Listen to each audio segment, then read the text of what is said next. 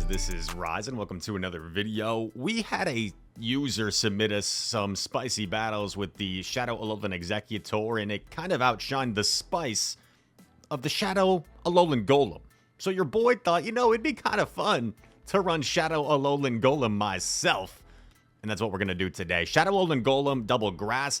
I didn't even realize that this is kind of a grass hole line, if you will, because of the rock with the double grass. But to be fair, it's pretty spicy with the Golem. Decidueye's like medium, moderate spice. I mean, in this cup, it's not really that spicy. And then Shadow Jump Bluff, pretty standard, but with the double flying moves is kind of fun. Let's see how well Shadow ALOLAN Golem fares in this one. We've got a couple of sets for you here, so sit back, grab a snack, pause the video if you want. We start off with a great lead. Golem into Talonflame. They are going to safe swap more Pekko, and I don't have a super hard response here, so I am going to stay in for the time being with Golem, and I do take a Psychic Fangs. That's ideal for me to not eat an Aura Wheel there. Aura Wheel would do a lot more damage, and now we are going to throw the Rock Blast and then go into Pluff. Now, they did not buff themselves, remember, so... Oh, okay, I'm going to shield anyway, I guess, because Aura Wheel is still quite threatening, and we're hoping to get rid of this before another Aura Wheel. I throw on 4, and I know this is just a Psychic Fang, so I'm willing to take this. It's a nice decision by them that they call I'm going to throw after 4, so they at least get some chip damage off and they debuff me. So kind of nice for them. I actually decided to undercharge this a little bit to give myself maybe a couple extra Fairy Winds. And this is going to help me get to an Acrobatics easier against Talonflame. Maybe I can even get to Acrobatics plus Aerial Ace, which could potentially threaten to knock out the Talonflame. Look at that. We land Acrobatics. I hard pivot Golem, and we snipe the Talonflame. We snipe the Talonflame. It's Gastron and back, so Gastron is going to mud slap us down, but that's totally fine because we have a fully healthy Decidueye, and we will be forcing the top left there. Very RPS game. As long as we kept switch advantage, as long as we kept alignment against the Morpeko, we win that game. So pretty straightforward there. And we will go on to the next one. As this video is being recorded, I just saw TikTok went back live in the US. So if there's any TikTok fans, I'm glad I'm glad the ban stint was short-lived, it seems, as it's back operating in the US. Here we go. Second game. Golem into the Marowak, so a solid lead. Now, if you guys decide to run this team in these remaining days of Color Cup, here's what I do against a Credilli safe swap. I actually chip it first, and then I go to Decidueye. And this was in my, I think, early stages of running this team, so I should be able to get the full farm down, but I don't know if I realized that here. Yeah, I throw just in case. It doesn't really matter, however, because one Fire Spin would knock me out anyway, so I think I was only going to get off one Spirit Shackle, even if I had fully farmed down. But it is 4-3-4 for the Credilli. And then there is a Shadow Lileep in the back. They're running a double Credilli evolution line. And we actually are going to chip this first, which should put it more into manageable range for Pluff. Now it's in pretty much Aerial Ace range. It looks like Lileep is a little bit glassier than Credilli. So we're going to fire off the Aerial Ace here, start to pressure them.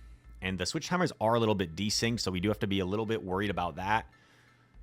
I'm going to respect the Ancient Power now with a shield, I presume. I just want to make sure we overfarm a little bit, so if Marowak swaps in, we have energy. And I'm actually baiting. This is interesting. I'm baiting the Aerial Ace. Let's see if we grab the Protect Shield. We do. And then we can swap in. And they are still, I believe, one shy of the Bone Club. So I can safely shield this and then go for the Rock Blast. And, yeah, we're going to knock this out. And I don't think Lileep has enough in the tank to knock out both Golem and Jump Bluff. Yeah. So a nice little win there. A couple of favorable leads so far. I think it was Talonflame and the Marowak, right? So let's see at some point if we can overcome some bad leads as well. I know you guys like seeing that. Not just the positive matchup games we win, but games that we can overcome bad leads. I think we definitely have one or two of those in this video. Searching for that next opponent. On the cusp of Legend.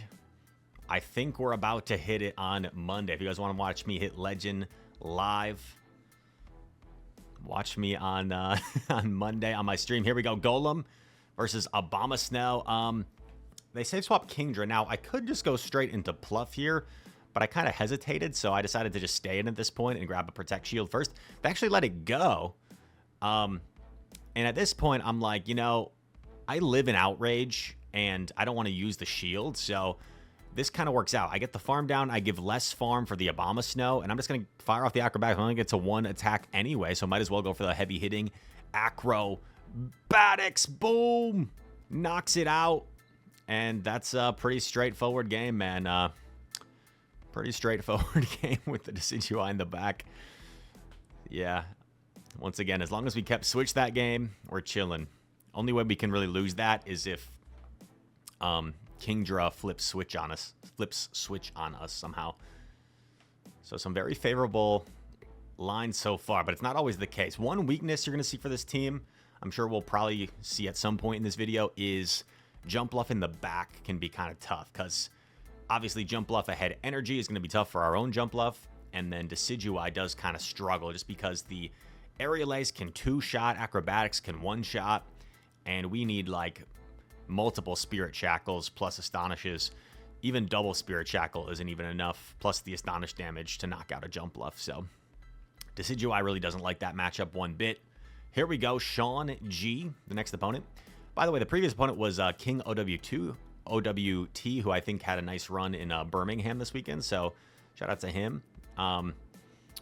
Yeah, we're going to stay in for now on this Morpeko safe swap. They're going to throw the Psychic Fangs, and he's going to fire off another one here. Now, this is just the Psychic Fangs, I believe, but I do shield it just because it would put me so low, and I have all this energy. And then he makes a beautiful catch on Toxapex. Oh, that's right. I remember this game now. This is actually really devastating, because what could have been a situation where I could fire off 3 Wild Charters and get rid of this Toxapex, now he's going to double shield the Toxapex, and I don't have a super comfortable answer for it once my Golem is gone. So we come in Decidueye here, going to protect shield a potential Sludge Wave, and we do correctly shield it, which is nice. But now Morpeko could potentially come back, and there's a Jump Bluff. So this is brutal. The switch timers got so misaligned that now he's able to preserve the Toxapex, and Toxapex is going to be a nightmare for our Jump Bluff to deal with, because I don't think it's even in Acrobatics range potentially just yet. So we do get off multiple Spirit Shackles, which is something. But this looks like a tough hill to climb. Got to come in here with Pluff. Our Golem is just so low, I think it would just get Fairy Wind down. I do switch to try and catch something here, and I am able to catch an Acrobatics. That's pretty nice for me, maybe keeping myself alive here. And I'm expecting the catch, and oh man, I just waited a little bit too long here. But the problem is if I throw too early, I also give an opportunity perhaps for the Pluff, you know, to throw a move at me first. So a bit awkward here. I do a perfect undercharge to get this farm down, and this is going to be close. Aerial Ace connects. I go to 100 energy. Aerial Ace should knock out here. Now, do we have the Acrobatics loaded? We do. Is this going to be enough to knock out Toxapex? It's going to be close. Shadow, Jump Bluff, Acrobatics. It knocks out, and we actually pull off the win there. Pretty crazy win. So I was pretty happy with that one. It looks like we were in a rough spot there. Maybe made a couple of mistakes. Once he pivoted out the Toxapex, I thought we were kind of in a tough spot. He made that beautiful catch on the Rock Blast as well. So the opponent, you could argue that's a game our opponent kind of outplayed us in a sense, but we were able to get the win by just kind of staying composed and finding that win condition. Abdominal muscle. Maybe another like 30 pounds though, and I could see those. Here we go. We're farming up a ton of energy here, and now the awkward thing is, you know, they might try and catch, right? So we got to be cognizant of that. Oh, I actually decided to just throw instantly to avoid that from happening. I'm going to overfarm a little bit more here. Another wild charge. It's unfortunate to debuff ourselves with this glassy Pokemon, because now these jabs are really starting to add up. And we got to really try to avoid the catch. Oh, I think I remember what happens here. They swap, and I panic throw the wild charge. Huge mistake here from me, right?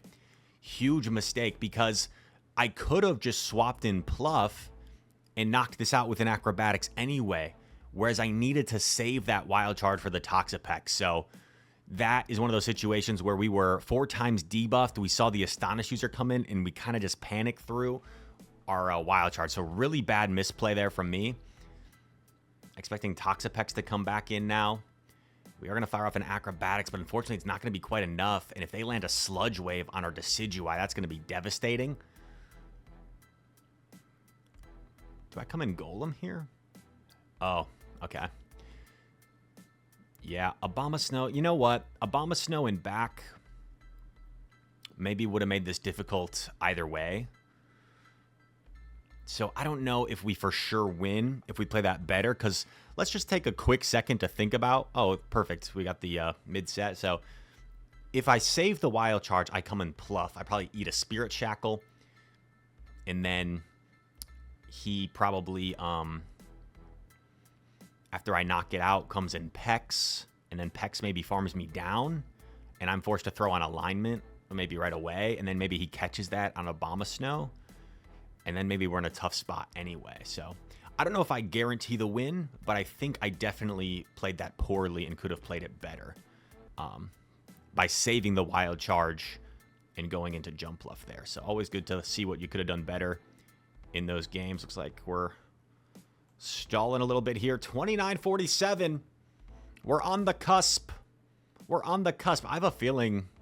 I feel like 2947 was like the closest I got so far. So I feel like this might be a negative set. Let's see what happens. We go for a catch on Decidueye. Let's go, baby. Catch the Seed Bomb. Nice. Whimsinator staying in. And he lets us throw the Spirit Shackle first. So I assumed he was going to shield this to preserve Whims, but no, they just let it go. In comes Kingdra. Oh, I make another misplay here. Rise, what are we doing, dude? We easily could have reached the Frenzy, but we settled for the Spirit Shackle. Look, I could have reached the Frenzy. Ugh, brutal. Brutal, brutal. So now, what do we do? Oh, I come in Golem. I actually throw the Rock Blast. Interesting. To get the shield off of him. And then I swap Pluff. Now, if we were to get baited with a Zuka here, that could be pretty bad for us. But luckily, it is an Outrage. And it is a Morpeka. So I feel like this is pretty good for us. I'm just going to go straight Acrobatics. Guarantee big damage or a Protect Shield. No! No, that's right. Now I remember. Oh, no, dude. We had such a good set, and then this is where things started to spiral out of control. Oh my gosh. We're in such a commanding position, and the game just lags out. And it wasn't my internet, because the stream was going. Rise, did you try flipping your Wi-Fi off and back on? Yes, you saw me do it there. Rise, was it your internet losing? No, because the stream was perfectly fine. The stream was perfectly fine. And we get the instant loss. We play Brandon here. Let's see. Okay, tough lead. I think this is the last battle I have for you guys. And I think this is actually a pretty crazy one. So buckle your seatbelt. We have a terrible lead. And this is where Acrobatics really comes in handy. Rise, why Acrobatics and not Energy Ball? Well, this is the type of matchup where Acrobatics can really help out and make things uncomfortable for your opponent. Fly gets shielded, and now does Brandon recognize that we're only 2 away from the next one? I don't think he does. So we actually get to this next Aerial Ace, and he is going to let it go. So we flip the switch advantage. I actually hard pivot Golem here, which is kind of bold. I make a bit of a mistake, though. Oh, no. Now I do remember this. If I had thrown that stinking wild charge, I think I would have been in a good spot here. Because imagine how much that wild charge would have done. Maybe like 40%. And I think it would have opened up the Astonish down here.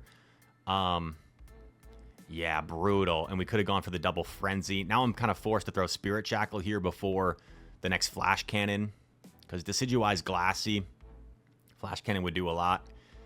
And, yeah, now Gator's at the Ice Beam, so we try to catch. Unsuccessful. And we're just going to top left here. I think I would have won that game, despite it being pretty hard counter, if not for me misplaying and throwing that Wild Charge. So that is a perfect example of sometimes I was a little bit tilted, right, from that game where we were in such a, oh, oops, let's get rid of that. We were in such a commanding position and the game lagged out. And I do have the weakness where sometimes I let that get to me. And then the next game, we were getting kind of hard countered. I was like, of course, this is the end of the world. And I didn't take advantage of the win con that was there. And I let that loss get to me. So I think we ended up having a tough set in that second set that started off with the loss there due to lag. So one thing that I can't recommend enough is just trying to have your composure in this state of the game when the game takes a win away from you. Trying to keep your cool and not let that happen. I want to say it was a bad set, but what if I go back, actually? Let's fast forward. Market Pekko game, we lagged out. Oh, win. Okay. Let's see now. Can we follow our own advice? Can we follow our own advice? We lagged out. We misplayed in a game that was a tough matchup, but again, we had a win con. Can we follow our own advice now and try to win? Shadow Amongus is a cool pick. Astonish, Foul Play, Sludge Bomb sometimes. We get a Protect Shield. And I try to go for a catch. I'm unsuccessful. So far, this is looking kind of rough. Especially like a Sludge Bomb from a Shadow Amongus will hurt quite a bit. We shield it.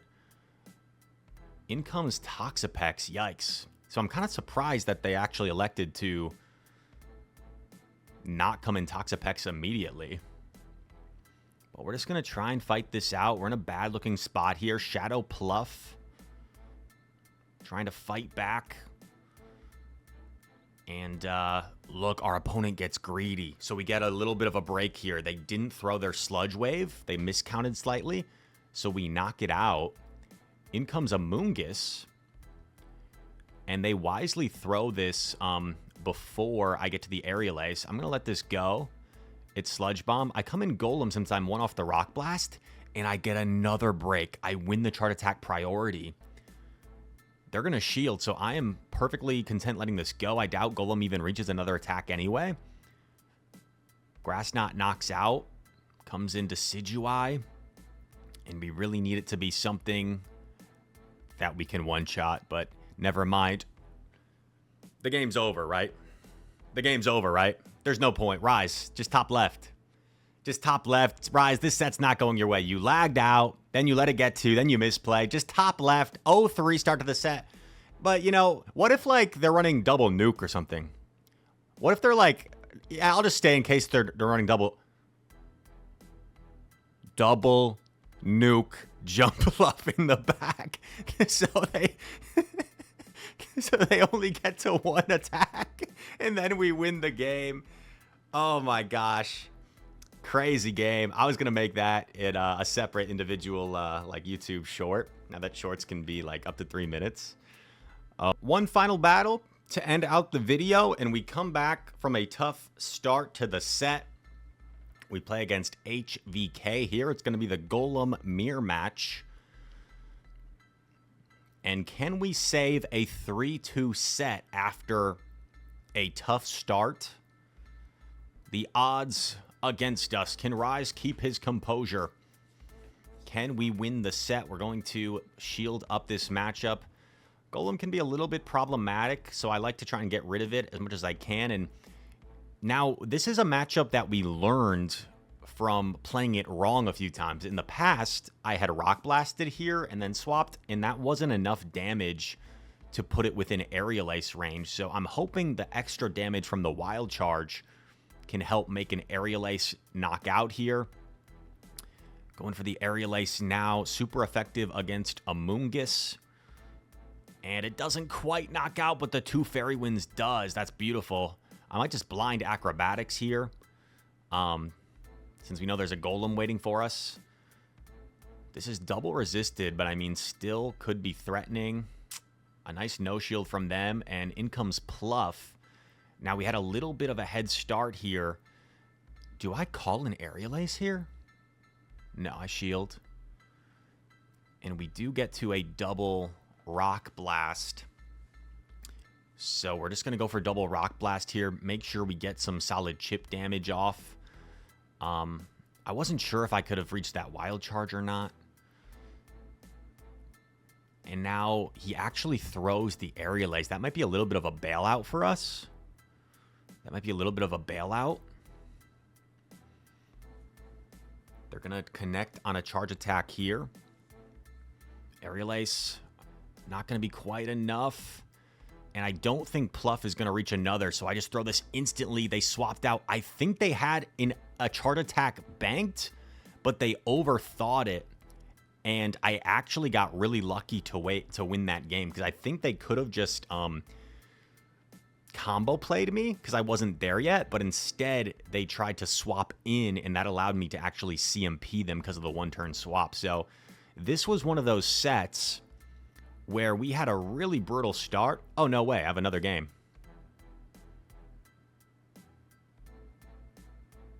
Yeah, what the heck? I'm sorry. I'm getting sloppy here. These battles are from a couple of days ago. I'm forgetting how they went.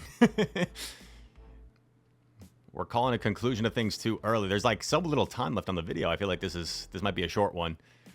But here we go. In comes Gator. Gator not something we have like a great counter swap to.